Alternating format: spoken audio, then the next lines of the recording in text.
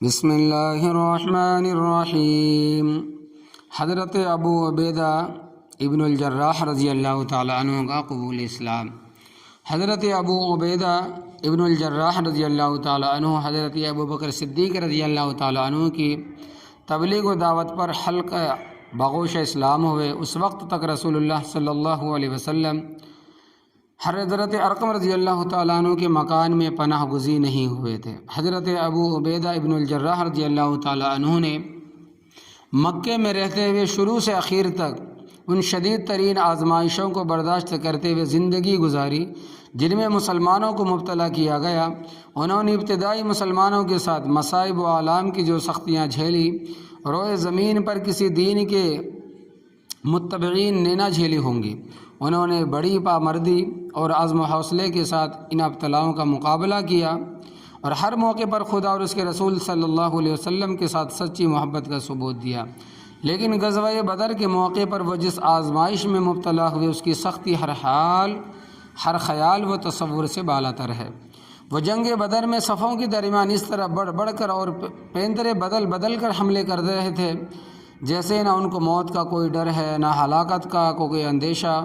ان کے حملوں نے مشرکین پر ان کی ہیبت طاری کر دی اور قریش کے بڑے بڑے سورما ان کا سامنا کرنے سے کترانے لگے۔ لیکن ان میں سے ایک شخص ایسا تھا جو ہر وقت ان کا سامنا کرنے کی کوشش کرتا اور ہر موقع پر ان کے بالمقابل آ جاتا، مگر وہ اس کے راستے سے ہٹ جاتے اور اس کے ساتھ مقابلہ کرنے سے پرہیز کرتے۔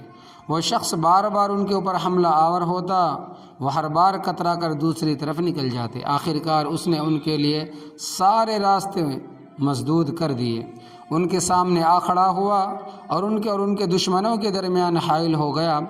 جب اس کی یہ حرکتیں حضرت ابو عبیدہ رضی اللہ تعالیٰ عنہ کی قوت برداشت سے باہر ہو گئی تو انہوں نے اس کے سر پر تلوار کا ایک بھرپور ہاتھ مارا، اس کی کھوپڑی کے 2 ٹکڑے کر دیے اور وہ بے جان ہو کر زمین پر گر پڑا۔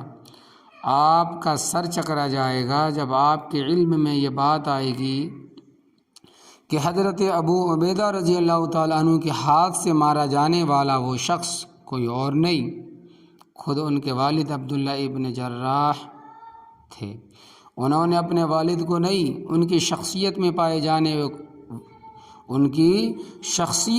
جانے والے کفر کو قتل کیا تھا، اور حقیقت یہ والہانہ جوش اور مذہبی وار کی نہایت سچی مثال تھی جس میں ماں، باپ، بھائی، بہن غرض تمام رشتہ دار بالکل ایک اجنبی دشمن کی طرح نظر آتے تھے۔